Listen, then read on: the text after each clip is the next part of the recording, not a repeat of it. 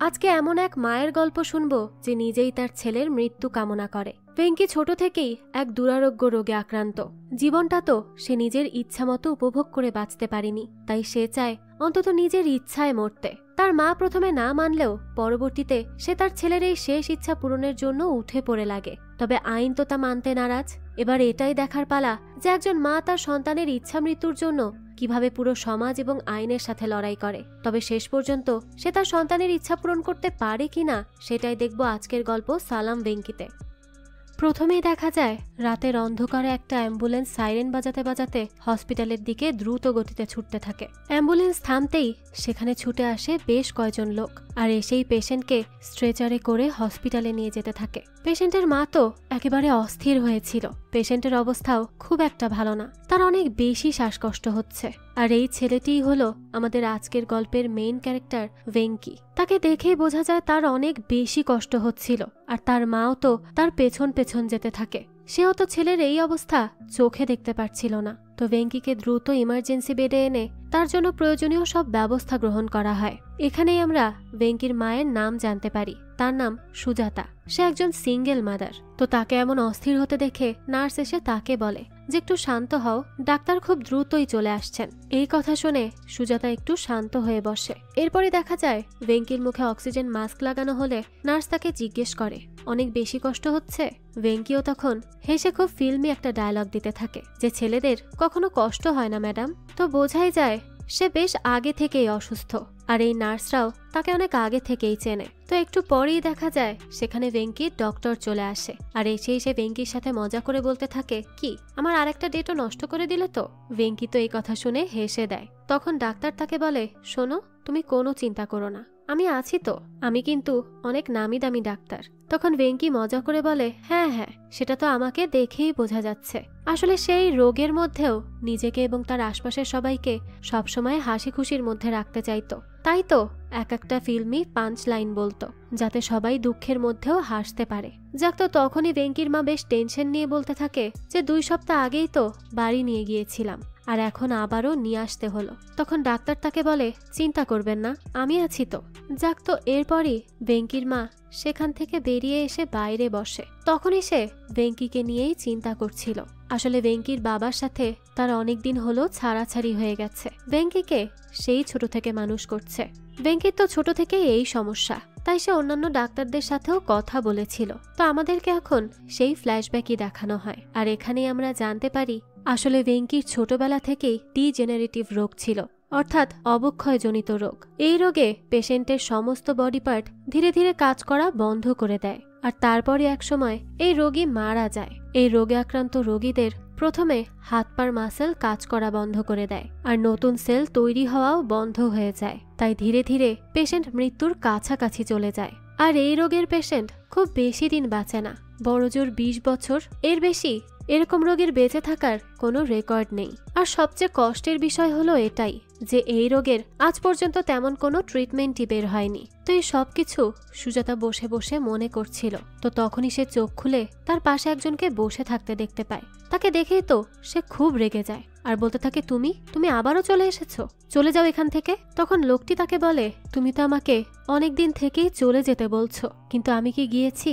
তখন সুজাতা বলতে থাকে সেলফ রেসপেক্ট বলে কি কিছুই নেই তোমার? এতবার আসো আর খালি হাতে চলে যাও, তাও কেন আসো বারবার? তখন লোকটা বলে আমার এটা হক, তুমি কেন এটা মানতে চাও না? কেন বারবার অস্বীকার করো? এই কথা শুনেই তো সুজাতা রেগে যায় আর উঠে দাঁড়িয়ে বলতে থাকে কখনোই না, ও শুধু আমার ছেলে, তাই প্লিজ এখান থেকে চলে যাও। তো এই লোকটা যে আসলে কে তা তো আমরা পরবর্তীতেই জানতে পারবো, আর সুজাতাই বা তার সাথে কেন এমন ব্যবহার করছে এই সব আমরা গল্পের সাথে ধীরে ধীরেই জানবো। এরপরে দৃশ্য পরিবর্তন হয়। দেখা যায় সুজাতা ঈশ্বরের মূর্তির সামনে এসে দাঁড়িয়ে আছে। হয়তো মনে মনে সে তার সন্তানের সুস্থতা কামনা করছে। তো ঠিক সেই সময় সেখানে ডক্টর আসে। তাকে দেখে সুজাতা বলে তুমি এখানে চলে এসেছো, ভালোই হয়েছে। জানো, আমাকে কোনো নার্স বলছে না যে আমার ছেলের জন্য কি মেডিসিন লাগবে, তার এক্সরে রিপোর্ট এসেছে কিনা। আমি তো বুঝতেই পারছি না কি করব।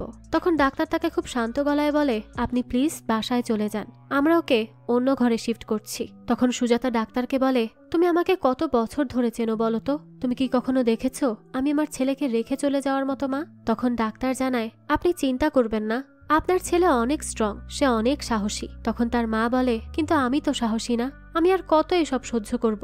ডাক্তার এবার তাকে একটা চরম সত্যি জানিয়ে দেয়। সে বলে, আপনাকে হয়তো আর খুব বেশি দিন এসব সহ্য করতে হবে না। এটা বলেই সে মাথা নিচু করে ফেলে। আর এই অপ্রিয় সত্য কথাটা শুনে সুজাতার তো বুক ভেঙে কান্না আসতে থাকে, কিন্তু তার তো আসলে কিছুই করার ছিল না। তাই সে হাজার কষ্ট হলেও নিজেকে সামলে সেখানেই দাঁড়িয়ে থাকে। তো এরপরই দেখা যায় সুজাতা তার ছেলেকে দূর থেকে একবার দেখে নেয়। নিজের সন্তানটা ধীরে ধীরে এভাবে শেষ হয়ে যাচ্ছে। এই দৃশ্যটা একটা মায়ের জন্য কতটা কষ্টের সেটা তো সুজাতাকে দেখেই বোঝা যাচ্ছে। তো এখান থেকে দৃশ্য চলে যায় পরদিন সকালে।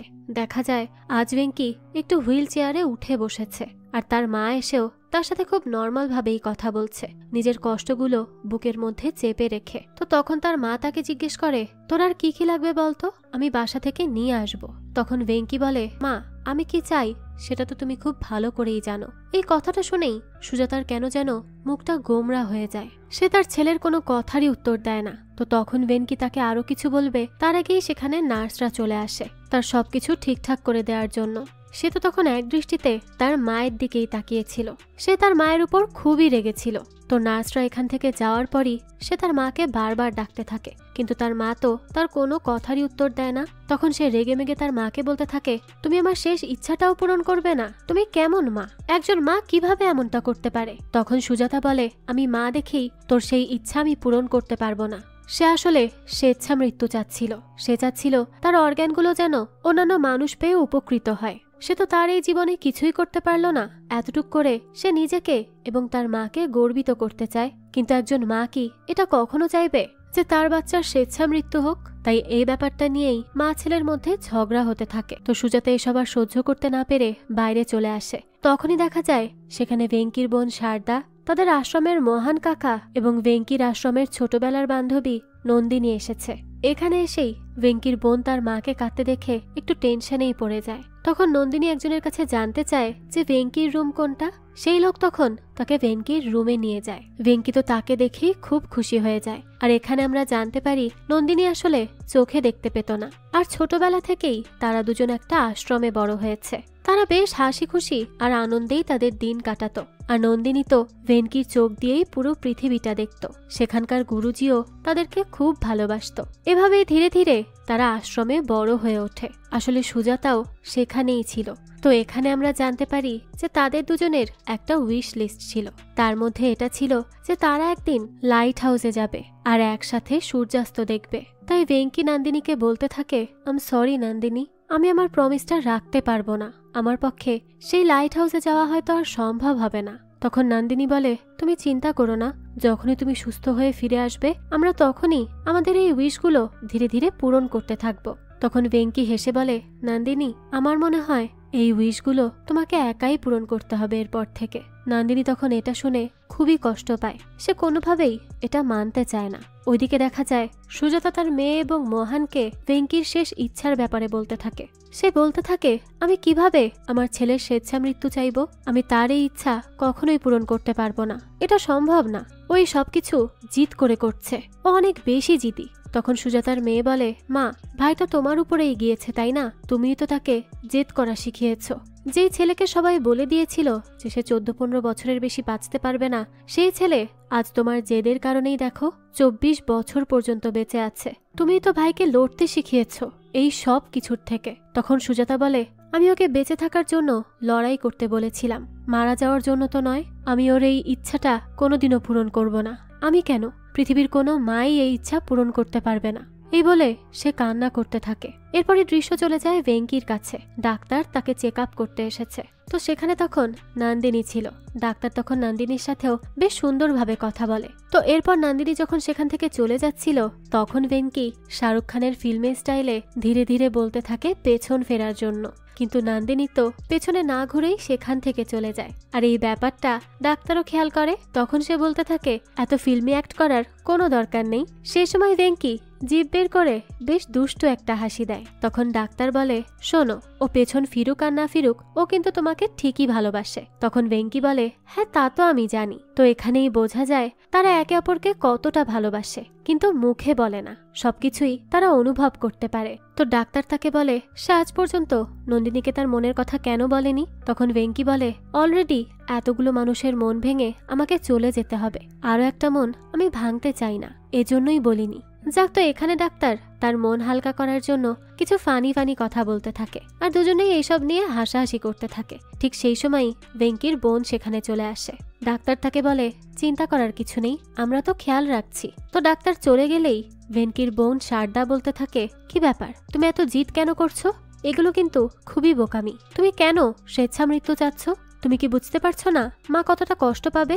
তখন ভেঙ্কি বলে, মা তো আজীবন আমার জন্য করেই গেল, এখন না হয় আমি কিছু মানুষকে হেল্প করে তাকে গর্ববোধ করাই। যাক, তারা কথা বলছিল সেই সময়ই সুজাতা আসে। তখনও দেখা যায় মা ছেলের এখনো রাগ কমেনি। যাক, তো তারা চলে গেলে নার্স আসে তার সাথে কিছুক্ষণ চেস খেলার জন্য, কারণ ভেঙ্কি চেস খেলায় অনেক বেশি পারদর্শী ছিল। যাক, তো এরপরে দৃশ্য চলে যায় সুজাতার কাছে। সে মেডিকেল বোর্ডের একজন বড় ম্যাডামের কাছে গিয়েছিল। তার কাছে গিয়ে সে ভেঙ্কির ইচ্ছার কথা জানায়। তখন ম্যাডাম জানায় যে, দেখো, এটা সম্ভব না, আমরা শুধু সেই সব পেশেন্টেরই অর্গ্যান অন্যকে ডোনেট করে থাকি যাদের ব্রেইন ডেড, কিন্তু ভেঙ্কি তো এখনো বেঁচে আছে। যতক্ষণ না সে মারা যাচ্ছে ততক্ষণ এটা সম্ভব না। এমন কোনো ল এখন পর্যন্ত এই দেশে হয়নি। যাক, তো এরপরে দৃশ্য চলে যায় নন্দিনীর কাছে। দেখা যায় সে শারদাকে ভেঙ্কির কথাই বলতে থাকে, যে সে ছোটবেলায় কি কি করত, আর আশ্রমেই বা তাদের কিভাবে দিন কাটতো। এসব শুনে শারদা বলতে থাকে, জিস, আমিও যদি তোমাদের সাথে থাকতে পারতাম। তো এখানেই বোঝা যায় যে শারদা হয়তো তার বাবার কাছেই ছিল ছোট থেকে। যাক, তো এরপরই দৃশ্য চলে যায় হসপিটালে। দেখা যায় তারা গুরুজিকে নিয়ে এসেছে ভেঙ্কির সাথে দেখা করানোর জন্য, যাতে সে ভেঙ্কিকে কিছু বোঝাতে পারে। গুরুজিও তখন ভেঙ্কির কাছে যায়। ভেঙ্কি তো গুরুজিকে দেখে খুবই খুশি হয়ে যায়। গুরুজি তাকে বলতে থাকে, দেখো ভেঙ্কি, আমরা সবাই একটা স্টেশনের অপেক্ষারত যাত্রী। আমাদের মধ্যে কারো ট্রেন আগে চলে আসে তো কারো ট্রেন পরে, তবে যেতে আমাদের সবারই হয়। তখন ভেঙ্কি বলে, কিন্তু গুরুজি, আমার ট্রেন তো একদম টাইমের মধ্যেই আসবে, আমি আপনাদের সবার আগে পৌঁছে যাব। তখন গুরুজি তাকে জিজ্ঞেস করে, তাই নাকি? তো তোমার গন্তব্যে পৌঁছে সবার প্রথমে তুমি কি করতে চাও? অর্থাৎ এখানে মৃত্যুর পরের কথা বলা হচ্ছে। ভেঙ্কি তখন খুব আশা নিয়ে বলতে থাকে, আমি প্রথমেই আমার নিজের পায়ে দাঁড়াতে চাই, কারো সাহায্য বা কোনো হুইল চেয়ার ছাড়া। আমি হাঁটতে চাই, দৌড়াতে চাই, অনেক অনেক জোরে দৌড়াতে চাই। এই কথাগুলো বলার সময় তার চোখ যেন জল জল করছিল, যা সে এই জন্মে করতে পারেনি, মৃত্যুর পর সে তা করতে চায়। তাই সে গুরুজিকে বলে, গুরুজি, আমি স্বেচ্ছা মৃত্যু চাই, আমি আমার অর্গ্যান অন্যকে দিয়ে যেতে চাই, যাতে তার মধ্যে আমি বেঁচে থাকতে পারি। তখন গুরুজি তাকে বলে যে, তুমি এটা কেন চাচ্ছ? তোমার মার জন্য? কিন্তু এসব করে কি লাভ বলো? তোমার মা তো এত বছর ধরে তোমার সব কিছুই সহ্য করে এসেছে, তোমার সব দুঃখ কষ্ট তার মনের মধ্যে রয়েছে, এটা করলে তার কি কষ্ট আরো বেশি হবে না? তো এভাবেই সে তাকে বোঝানোর চেষ্টা করে, আর সবশেষে তাকে আশীর্বাদ দিয়ে সেখান থেকে চলে যায়। ভেঙ্কিও তখন তার অতীতের কথা চিন্তা করতে থাকে, যেই সময় তার মা তাদের বাড়ি থেকে বেরিয়ে এসেছিল তার হাত ধরে, কারণ সে যেহেতু ছোট থেকে অসুস্থ, সে খুব একটা ভালো করে হাঁটতেও পারত না। এই সব কিছু নিয়ে তার বাবাও খুব একটা খুশি ছিল না। তাই তার মা তার বাবাকে ছেড়ে তাকে নিয়ে বেরিয়ে আসে আর আশ্রয় নেয় গুরুজির ওই আশ্রমে। সেখানে থেকেই এই পর্যন্ত সে ভেঙ্কিকে অনেক কষ্ট করে বড় করে তুলেছে, তার পেছনে দিন রাত পরিশ্রম করেছে। এই সব কিছুই ভেঙ্কি ভাবতে থাকে।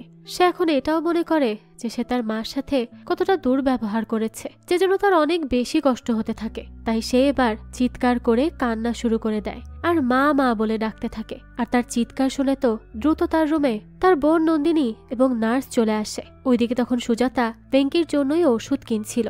ঠিক তখনই তার কাছে ফোন আসে। ভেঙ্কি তখন কাঁদতে কাঁদতে ওপাশ থেকে বলতে থাকে, মা, তোমার এভাবে আমার সাথে কথা না বলে থাকা আমার জন্য মৃত্যুর সমান মা। এই এতটুক কথা শুনেই সুজাতা তার সব রাগ ভুলে দৌড়ে তার ছেলের কাছে যেতে থাকে, আর সেখানে গিয়েই তাকে জড়িয়ে ধরে। ভেঙ্কিও তখন কাঁদতে কাঁদতে তার মাকে সরি বলে। সুজাতাও তখন কান্নায় ভেঙে পড়ে আর তার ছেলেকে শান্ত করার চেষ্টা করে। যাক, তো এর পরদিনই দেখা যায় ভেঙ্কি সেই নার্সের সাথে মজা করে চেস খেলছিল। তখন সেখানে তার বোন শারদা আর নন্দিনীও ছিল। সবাই মিলে বেশ হাসি ঠাট্টা করছিল। তো একটু পরেই সেখানে ডাক্তার আসে আর তখন সেই মোহন কাকা আর সুজাতাও চলে আসে। মোহন এসেই নন্দিনীকে বলে, চলো আজ আমরা আশ্রমে ফিরে যাব।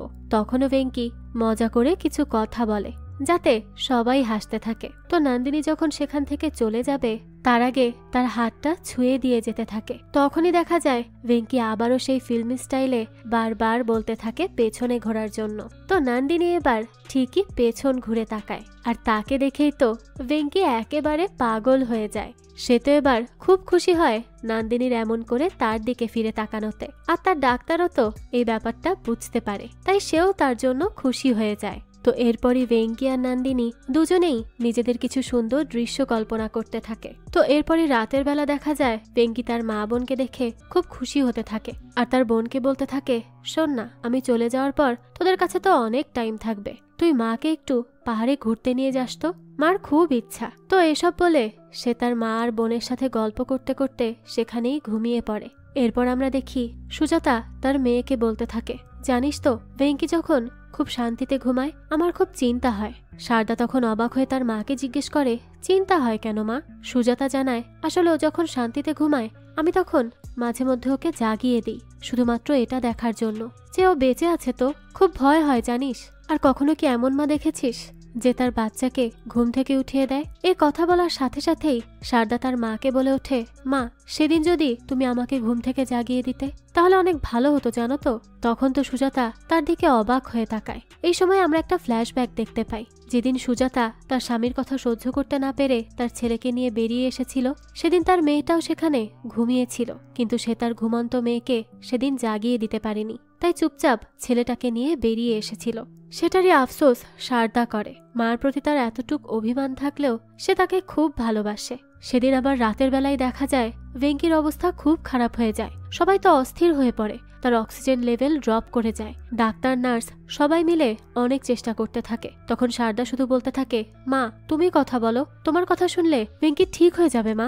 সেই সময় সুজাতা দৌড়ে তার ছেলের কাছে যায় আর তাকে বলতে থাকে, তুই এত তাড়াতাড়ি চলে গেলে তো হবে না, তোর তো এখনো একটা স্বপ্ন পূরণ করা বাকি। নিজে স্বেচ্ছামৃত্যু নিয়ে মানুষকে অর্গান ডোনেট করবি, তোর সেই স্বপ্ন তো এখনো পূরণ হয়নি।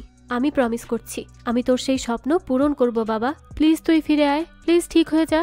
এই বলে সে খুব কাঁদতে থাকে। তো সেই সময় দেখা যায় ধীরে ধীরে ভেঙ্কির অক্সিজেন লেভেলও ঠিক হতে থাকে, তার বিপিও নর্মাল হতে থাকে। তো তখনই ভেঙ্কির যে মেইন ডক্টর সে এসে জিজ্ঞেস করে, কি ব্যাপার, কিভাবে সব ঠিক হলো? তখন সুজাতা জানায়, আমি ওর কথা মেনে নিয়েছি, এবার ওর শেষ ইচ্ছা পূরণ করার জন্য যতটুকু করা দরকার তা আমি করব।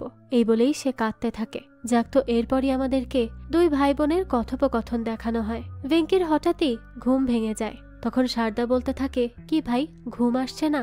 তোমাকে আমি ছোটবেলার সেই ঘুম পাড়ানি গানটা শোনাই, যেই গানটা ছোটবেলায় তুমি আমাকে শোনাতে। এই বলেই সে তার ভাইয়ের মাথায় হাত বুলাতে বুলাতে ঘুম পাড়ানি গান গাইতে থাকে। আর সেখানে দুই ভাই বোন ঘুমিয়ে যায়। ওদিকে তাদের মা তো খুব কান্না করতে থাকে, কারণ একজন মায়ের পক্ষে তার সন্তানের স্বেচ্ছামৃত্যু মেনে নেওয়া তো খুবই কষ্টের। তবে তার ছেলের জন্য হলেও সে এখন তার এই ইচ্ছা পূরণে যা করতে হয় তাই করবে। তাই এবার সে তার চোখের পানি মুছে নিজেকে শক্ত করে নেয়। পরদিন সকালে ভেঙ্কি তার মাকে বলে, মা আমি স্বপ্নে দেখেছি তুমি আমার ইচ্ছার কথাটা মেনে নিয়েছ।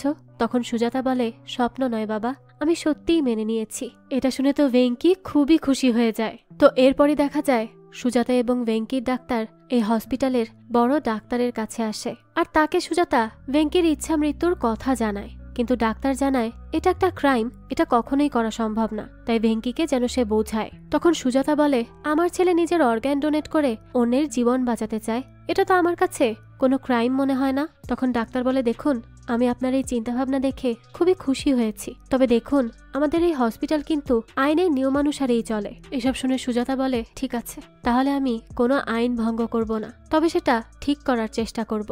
এই বলেই সে উঠে চলে যায়। তো সেদিন রাতেই আবার সুজাতার সাথে সেই লোকটার দেখা হয়। তো এখানে তাদের কথোপকথনের মাধ্যমে আমরা এটা বুঝতে পারি সুজাতা হয়তো এই লোকটিকে মৃত্যুর দূত হিসেবেই হ্যালুসিনেট করে, যে কারণেই এর আগে বারবার সে তাকে তাড়িয়ে দিয়েছে, তার ছেলের কাছে যেতে মানা করেছে। তবে এখন সে স্থির হয়েছে, কারণ তার ছেলে তো নিজেই ইচ্ছা মৃত্যু চায়। তো এর পরদিনই দেখা যায় সুজাতা ভেঙ্কির ডক্টরকে নিয়ে চলে আসে কোর্টে। আর এখানে এসে একজন উকিলের সাথে দেখা করে, যে আবার এই ডাক্তারেরই একজন ফ্রেন্ড ছিল, লয়ার পারভেজ। তো সুজাতা যখন তাকে সবকিছু খুলে বলে, তখন সে বলতে থাকে, দেখুন সুজাতা, আপনার এই কেস জেতা তো দূরের কথা, আপনার এই কেস তো কেউ সিরিয়াস ভাবেই নিবে না।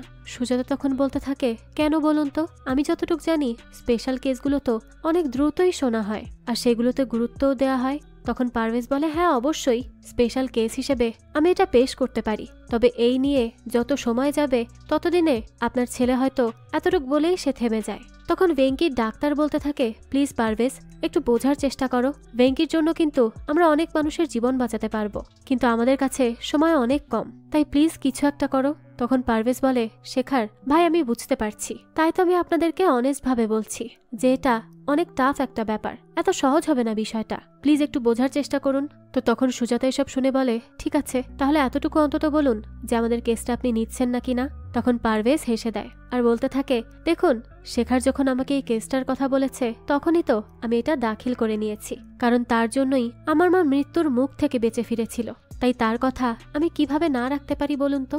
আর এখন আমি ভেঙ্কির মার জন্য এই কেসটা জেতার পুরো চেষ্টা করব, আপনারা কোনো চিন্তা করবেন না। এটা শুনেই তো সুজাতা খুশি হয়ে যায়। এরপরে দেখা যায় ডক্টর শেখার পারভেজকে নিয়ে চলে আসে ভেঙ্কির কাছে। ভেঙ্কি তো তাকে দেখেই খুব পছন্দ করে ফেলে, আর ভেঙ্কির এত পজিটিভ বিহেভিয়ার দেখে তো পারভেজেরও অনেক ভালো লাগে। ভেঙ্কি তো তাকে নতুন নতুন আইডিয়া দিতে থাকে যে কিভাবে দ্রুত এই কেসটা এগিয়ে নিয়ে যাওয়া যায়। তখন পারভেজ বলে, বাহ, তুমি তো দেখছি সবকিছু আগে থেকেই ঠিক করে রেখেছ। তখন ভেঙ্কিও হাসতে হাসতে বলে, হ্যাঁ, হাতে আসলে সময় অনেক কম তো সেজন্যই। এটা শুনেই তো পারভেজের মনটা খারাপ হয়ে যায়। তারপরও সে ভেঙ্কির সামনে নিজেকে হ্যাপি দেখানোর চেষ্টা করে। তো তাকে দেখেই তো তার এই কেসের প্রতি আগ্রহ অনেক বেশি বেড়ে যায়, আর সে সাথে সাথেই তার এক পরিচিত ফ্রেন্ডের সাথে যোগাযোগ করে, যে একটা মিডিয়া নিউজ চ্যানেলে কাজ করত। সে তো প্রথমে ফোন রিসিভ করেই পারভেজের কোনো কথাই শুনতে চায় না, কিন্তু পারভেজ বলে, আমার কথাটা তো আগে শোনো। এরপরই সে ভেঙ্কির পুরো কথা তাকে জানায়। এরপরই সে পারভেজের সাথে দেখা করতে চলে আসে। পারভেজ তখন তাকে আরো ডিটেলসে বলতে থাকে যে ভেঙ্কি ইচ্ছা মৃত্যু চায়। এই সবকিছু বেশ মনোযোগ দিয়ে শুনে সঞ্জনার পরদিনই তার রিপোর্টিং চালু করে দেয়।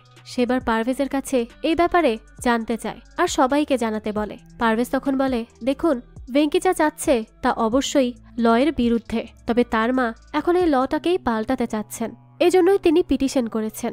আর ভেঙ্কি কিন্তু মানুষকে জীবন দান করার জন্যই এই জিনিস চাচ্ছে, যে কারণে তার মাও তার সাথে একমত। তো এগুলো যখন টিভিতে দেখানো হচ্ছিল তখন দেখা যায় ভেঙ্কি, তার মা, বোন সবাই মিলে এই নিউজটা টিভিতে দেখতে থাকে। ভেঙ্কি তো তাদের কথাবার্তা শুনে খুব খুশি হয়ে যায়। এরপরই দেখা যায় ধীরে ধীরে সব জায়গায় এই নিউজ ছড়িয়ে পড়ে। সবাই তো ভেঙ্কির পক্ষেই কথা বলতে থাকে আর বলতে থাকে তার মতো ছেলে তো সবার থাকা উচিত।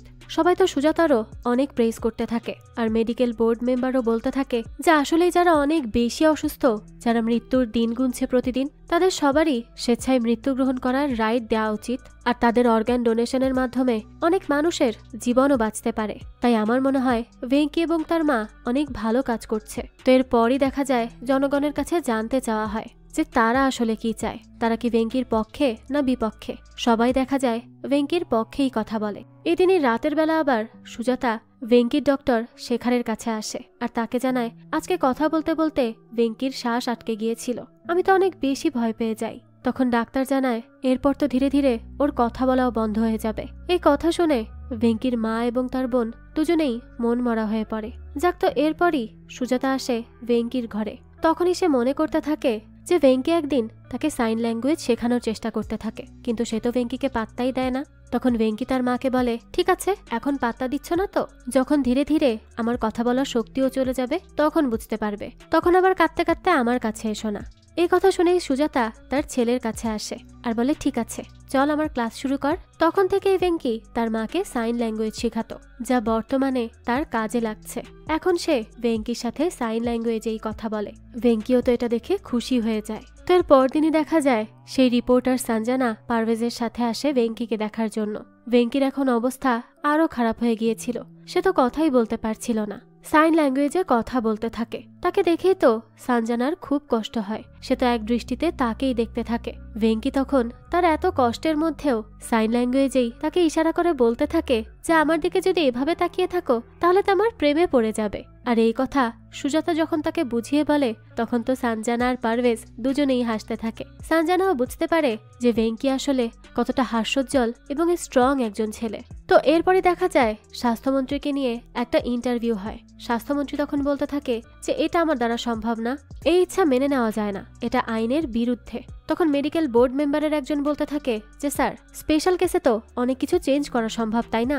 আর ভেঙ্কির কন্ডিশন দেখেছেন, দুনিয়ার সবচেয়ে রেয়ার রোগগুলোর মধ্যে একটি। তখন পারভেজও হেলথ মিনিস্টারকে বলতে থাকে যে দেখুন, আপনারা যত দেরি করছেন ততদিনে তো ভেঙ্কির জীবনটাই শেষ হয়ে যাবে। তো এসব নিয়ে তাদের মধ্যে তর্ক বিতর্ক চলতে থাকে যে আসলে কি করা উচিত হবে। তারা হেলথ মিনিস্টারের কাছে রিকোয়েস্ট করতে থাকে সে যেন ভেঙ্কির এই ইচ্ছা মৃত্যুর পারমিশনটা দিয়ে দেয়। তো এরপরে এখানে দেখানো হয় যে জনতাও ভেঙ্কির সাথেই রয়েছে।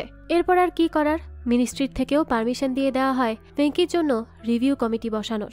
এটা শুনেই তো ভেঙ্কি আর সুজাতা অনেক বেশি খুশি হয়ে যায়। তখনই সেখানে নন্দিনীও চলে আসে। তখন ভেঙ্কি নন্দিনীর হাতে কিছু একটা লিখে তাকে কিছু বোঝাতে চায়। তখন নন্দিনী সবাইকে বলে যাক, ভেঙ্কির এই উইশটাও পূরণ হয়ে গেল। সবাই তখন জিজ্ঞেস করে কোন উইশ? নন্দিনী বলে এই যে হিরো হওয়ার, সে তো এখন পুরো দেশের হিরো হয়ে গেছে। এই কথা শুনে সবাই হাসতে থাকে। তো ঠিক সেই সময় দেখা যায় ভেঙ্কির বাবা এত বছর পর তার কাছে আসে। এতদিন তার কোনো খোঁজ ছিল না, তাই তো ভেঙ্কি তাকে দেখেই হাতের ইশারা করে তাকে সেখানেই থামতে বলে আর এখান থেকে চলে যেতে বলে। তখনই দেখা যায় শারদা তার বাবাকে নিয়ে বাইরে চলে যায়। সে তার বাবাকে জিজ্ঞেস করে এখন কেন এসেছো? তার বাবা বলে আমার ছেলেকে দেখতে এসেছি, আমি কি আসতে পারি না? শারদা বলে এতদিন কোথায় ছিলে বাবা? তোমার নিজের ছেলের চিকিৎসাও তুমি করাতে চাওনি, মাকে বাধ্য হয়ে তাকে নিয়ে চলে আসতে হয়েছে, আর আমাকে আজীবন তুমি মিথ্যা কথা বলেছ।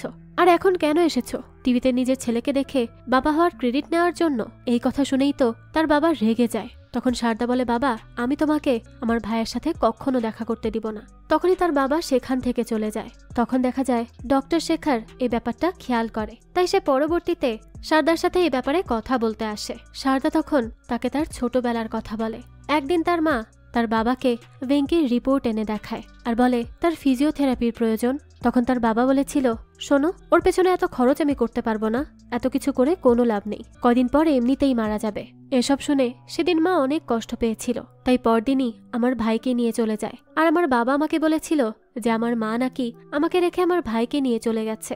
10 বছর পর্যন্ত আমি আমার মা এবং ভাইকে অনেক ঘৃণা করতাম, কিন্তু একদিন আমার দাদা আমাকে সব সত্যিটা জানায় যে আমার বাবাই আমার মাকে ডিভোর্স পেপারে সাইন করতে বলেছিল, সেই সব সম্পর্ক শেষ করে দিয়েছিল। সে বলেছিল যে ছেলেটা তার, সে যেন তার ছেলেকে নিয়েই থাকে আর তার মেয়েকে চিরদিনের জন্য ভুলে যায়। শারদা বলতে থাকে আমার মাকে আমার বাবা যে কষ্ট দিয়েছে আমি সেটা তখন বুঝতে পারিনি, কিন্তু এখন আমি বুঝতে পারি আমার বাবা কতটা অন্যায় করেছিল আমার মা আর ভাইয়ের সাথে। আর এই সব জানার পর আমার তখন চিন্তা হতে থাকে যে আমি যাদেরকে এতদিন ঘৃণা করে এসেছি তারা কি আমাকে একসেপ্ট করে নিবে, আমাকে ভালোবাসবে? তবে আমার সেই ভয় একেবারেই শেষ হয়ে গেছে, কারণ তারা দুজনেই আমাকে অনেক সহজেই মেনে নিয়েছিল। যাক, তো এর পরই দেখা যায় পরদিন সকালবেলাতে ভেঙ্কির সামনে পুরো রিভিউ টিমের লোকজন চলে আসে। ভেঙ্কি তখন ইশারায় সবাইকে বোঝায় যে সে নিজের সজ্ঞানেই এই ইচ্ছা মৃত্যুর আবেদন জানিয়েছে। এই বলেই সে একটা কাগজে সাইন করে দেয়। আর অন্যদিকে ডাক্তার, উকিল আর রিপোর্টার সবাই মিলে এই কেসের পেছনেই কাজ করতে থাকে। কিন্তু এর পরদিন দেখা যায় পারভেজের অপোজিশন লয়ার এসে পারভেজকে বলতে থাকে যে তুমি কি ভেবেছিলে এই পারমিশন গ্র্যান্টেড হয়ে যাবে? কখনোই না, সবাই এই রিকোয়েস্ট ডিনাই করে দিয়েছে। সে তো পারভেজকে আরো অনেক ধরনের কথা শোনাতে থাকে আর বলতে থাকে আমার তো এই ছেলের জন্য এখন আফসোস হচ্ছে। এই বলেই সে চলে যেতে থাকে। তখন পারভেজ তাকে বলে ওঠে ম্যাডাম, এর কোনোই দরকার নেই, আপনি নিজে ওই ছেলের সাথে দেখা করুন, নিজেই তখন সবকিছু বুঝতে পারবেন। এটা শুনে লয়ার হেসে সেখান থেকে চলে যায়, মানে সে তাকে তুচ্ছ করে চলে গেল। এরপর দৃশ্য চলে যায় ভেঙ্কির কাছে। ডাক্তার ভেঙ্কির মাকে জানায় এখন ওর গলায় টিউব বসাতে হবে, না হলে কিন্তু এরপর ও শ্বাসও ঠিক মতো নিতে পারবে না। তো তখনই আবার তার কাছে পারভেজের কল আসে, তাই সে সেখান থেকে চলে যায় তার সাথে দেখা করতে। তখন ভেঙ্কি তার মাকে ইশারায় বলতে থাকে মা, চিন্তা করো না, সব ঠিক আছে। ওইদিকে দেখা যায় ডক্টর শেখর পারভেজের সাথে কথা বলতে যায়। সে সব রিপোর্ট দেখে বলতে থাকে এটা কিভাবে সম্ভব, সবাই রিকোয়েস্ট ডিনাই করে দিয়েছে। পারভেজ বলে হ্যাঁ।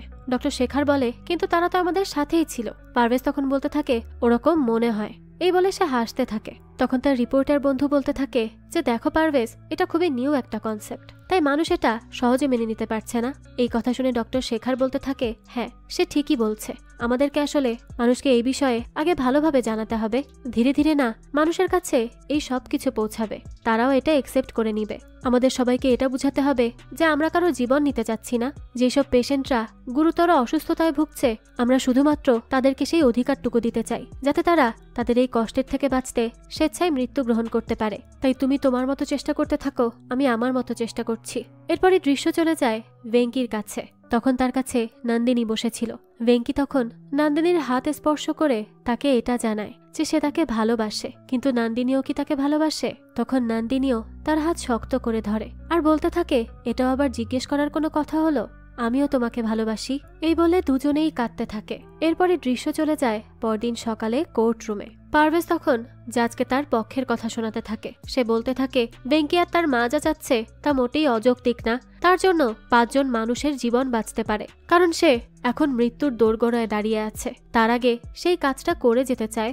এরপরই তাদের বিপক্ষের উকিল উঠে দাঁড়ায় আর জাজকে বলতে থাকে, আমার মনে হয় না এটা কোনো যৌক্তিক ডিসিশন হবে। কখনোই এই ইচ্ছা মৃত্যুকে সাপোর্ট করা যায় না। হ্যাঁ, ভেঙ্কির জীবন নিয়ে হয়তো তার মার অনেক কষ্ট হচ্ছে, কিন্তু তাই বলে এই না যে তার ইচ্ছা মৃত্যুকে মেনে নিতে হবে। এটা তো মার্ডারের আন্ডারে পড়ে যাচ্ছে, তাই না?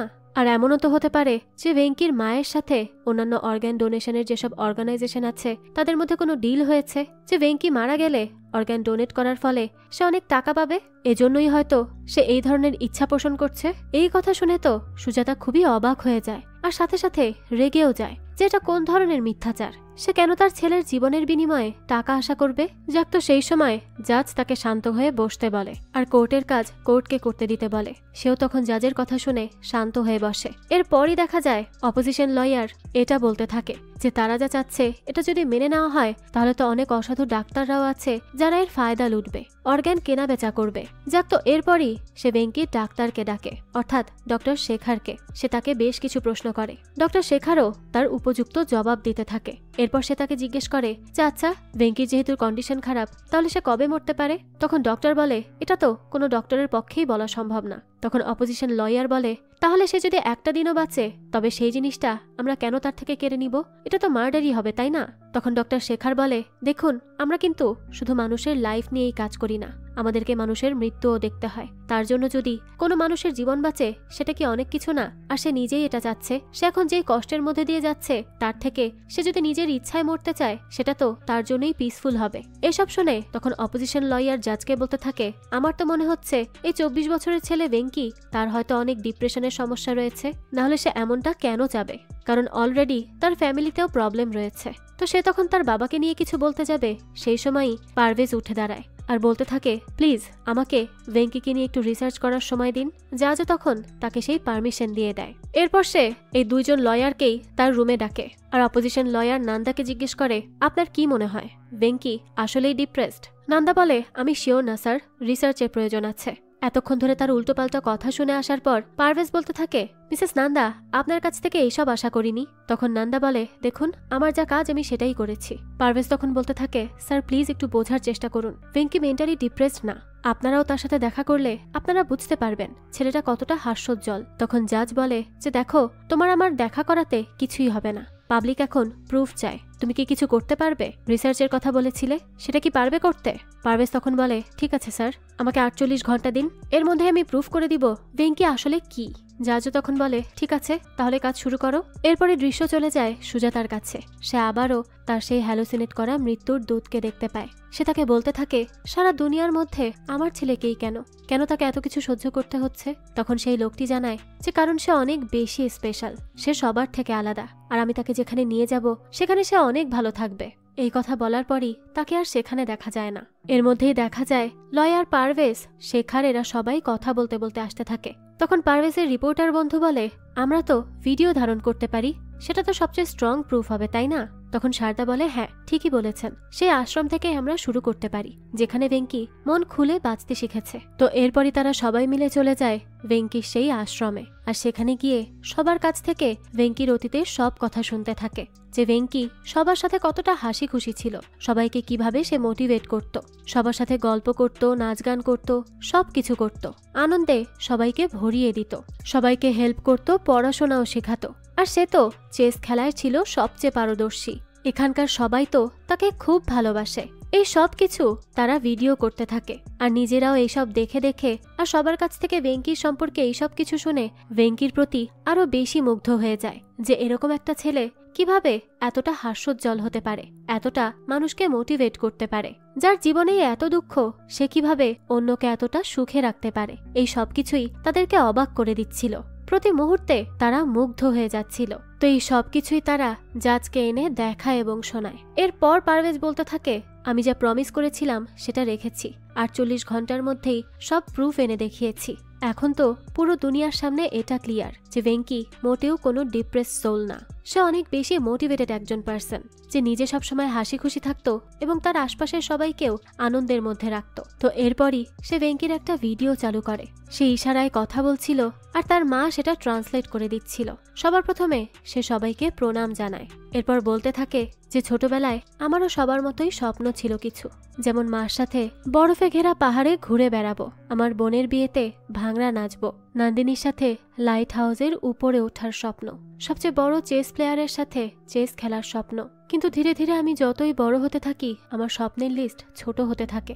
আজকে আপনারা সবাই আমার কেস নিয়ে লড়ছেন, তবে জানেন আমি কি চাই? আমি মরতে চাই না, আমি সত্যিই বেঁচে থাকতে চাই, তবে তাদের সবার মধ্যে যারা আমার দেওয়া অর্গানের মাধ্যমে বেঁচে থাকবে। আর যখন তারা তাদের স্বপ্ন পূরণ করবে তখন আমারও স্বপ্ন পূরণ হবে। আমি মুভিতে দেখেছি যে মরার আগে বড় বড় ক্রিমিনালদেরও শেষ ইচ্ছাটা পূরণ করা হয়, তাহলে আমার শেষ ইচ্ছাটা পূরণ করার কি কোনো অধিকার আমার নেই? ভেঙ্কির এই কথা শুনে পুরো কোর্টরুম স্তব্ধ হয়ে যায়, সবার চোখে পানি চলে আসে। এরপর জাজ বলতে থাকে, অপোজিশন লয়ার আপনার কি কিছু বলার আছে? তখন নন্দারও আর কিছুই বলার থাকে না। জাজও এই সময় বুঝতে পারে না সে কি করবে, তাই সবাইকে আগামীকাল সকাল 11টার টাইম দিয়ে দেয়। সে তখনই তার ডিসিশন জানাবে। তো সেদিন রাত্রেবেলা সুজাতা তার ছেলের কাছে আসে। ভেঙ্কি তখন ইশারায় তার মাকে বলতে থাকে, আচ্ছা মা, মরার পর কি হয় বলতো? তখন তার মা বলে, মরার পর কি হয় সেটা কেউ জানে না, তবে আমি তোকে এতটুকু বলতে পারি যে তোর মৃত্যুর পর তোর সব কষ্ট, সব ভয় একেবারে শেষ হয়ে যাবে। আর তুই কোনো চিন্তা করিস না, তুই তো আমাকে স্ট্রং হতে শিখিয়েছিস, তোর মৃত্যুর পরও আমি স্ট্রং থাকবো বাবা। তখন সে ইশারায় তার মাকে বোঝায় সে তার মাকে অনেক ভালোবাসে। তার মাও তখন কাঁদতে কাঁদতে বলে, আমিও তোকে অনেক ভালোবাসি বাবা। তো সেদিন সারা রাত ধরে জাজ ভেঙ্কিকে নিয়েই চিন্তা করতে থাকে যে সে তার জন্য কি রায় দিবে। এই প্রথম সে যে কোনো রায় দিতে গিয়ে এতটা কনফিউজড হয়ে গেছে। এরপরে দৃশ্য চলে যায় পরদিন সকালে। সবাই তো অপেক্ষা করছে জাজ কি রায় দিবে সেই জন্য। তো তখনই দেখা যায় জাজ সাহেব নিজেই চলে আসেন ভেঙ্কির কাছে আর ভেঙ্কিকে এসে বলে যে তুমি কোর্টে আসতে পারছো না, তাই আমিই চলে এসেছি তোমার কাছে। এরপর সে বলতে থাকে, দেখো আমার কাছে সবসময় দুইটা রাস্তা থাকে, অপরাধীকে সাজা শোনানো বা তাকে নির্দোষ প্রমাণ করা, তবে তুমি আমাকে আজকে একটা তৃতীয় রাস্তা দেখিয়েছ, সেটা হলো আইনকে বেটার বানানোর রাস্তা। এটা শুনেই তো ভেঙ্কি অনেক বেশি খুশি হয়ে যায়। কিন্তু তখনই জাজ সাহেব বলেন যে দেখো, যে কোনো আইন কিন্তু এত দ্রুত চেঞ্জ করা সম্ভব না, তাই আমি তোমার এই ইচ্ছা মৃত্যুকে সম্মতি দিতে পারছি না। এজন্য আমি তোমার কাছে মাফ চাইছি, কিন্তু হ্যাঁ, আমি তোমাকে এটা প্রমিস করছি যে আমি আইন পরিবর্তন করে দেখাবো।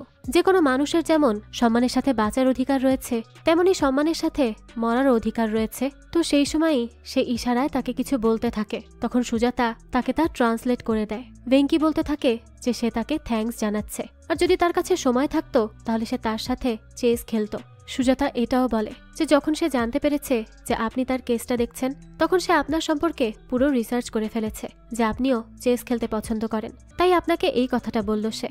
এই কথা শুনে জাজ হাসতে থাকে। তখন শুধু ভেঙ্কি তার মুখ দিয়ে কিছু শব্দ করে। সুজাতা তখন জানায় যে স্যার, ও কিন্তু হাসছে, তবে আপনি ঠিকমতো বুঝতে পারছেন না, কারণ এখন ওর ফেস মাসেলসও কাজ করা বন্ধ করে দিয়েছে। তো এই সব কিছু দেখে জাজেরও বেশ কষ্ট হয়, তাই সে সেখান থেকে উঠে চলে যায়। সেদিন রাতের বেলায় দেখা যায় সুজাতা যখন ভেঙ্কির কাছে বসেছিল, ভেঙ্কি তখন তার মাকে ইশারায় বলে যে মা, ঘুমপাড়ানি সেই গানটা গাও না। কিন্তু সুজাতা তো তার সামনে সেই গানটা গাইতেই চায় না, কারণ তার ভয় হয় তার ছেলে যদি এখনই তাকে ছেড়ে চলে যায়। ঠিক তখনই সুজাতা সেই মৃত্যুর দূতকে দেখতে পায়। সে সুজাতাকে বলে যে সুজাতা, সে এখন আমাকে দেখতে পাচ্ছে, সে আমার সাথে যেতে রেডি, তাই দয়া করে ওর শেষ ইচ্ছাটা পূরণ করে দাও। এই কথা শোনার পরই সুজাতা তার ছেলের জন্য শেষবারের মতো সেই ঘুমপাড়ানি গানটা গায়।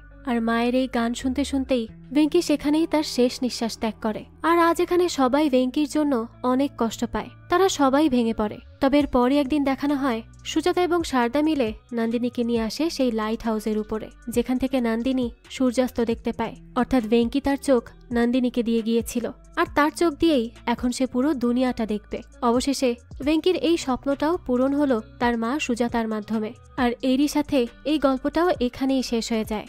আজকের এই গল্পটা কিন্তু একটা সত্যি ঘটনার উপর ভিত্তি করেই তৈরি করা হয়েছে। ভেঙ্কটেশ নামের একজন ছেলের জীবনের কাহিনী এখানে তুলে ধরা হয়েছে, যার শরীরের অবস্থা অনেক বেশি খারাপ হওয়ায় সে কোর্টের কাছে ইচ্ছা মৃত্যুর দাবি করেছিল। কিন্তু কোর্টের শুনানির আগেই 2004 সালে তার মৃত্যু হয়ে যায়। আর তার এই মৃত্যুই পুরো ভারতে ইচ্ছা মৃত্যুর কনসেপ্টটা নিয়ে একটা নতুন বিতর্কের সৃষ্টি করেছিল। যাক, এই তো ছিল আজকের গল্প। এই গল্পটা আপনাদের কাছে কেমন লেগেছে সেটা অবশ্যই আমাদেরকে কমেন্ট করে জানাবেন।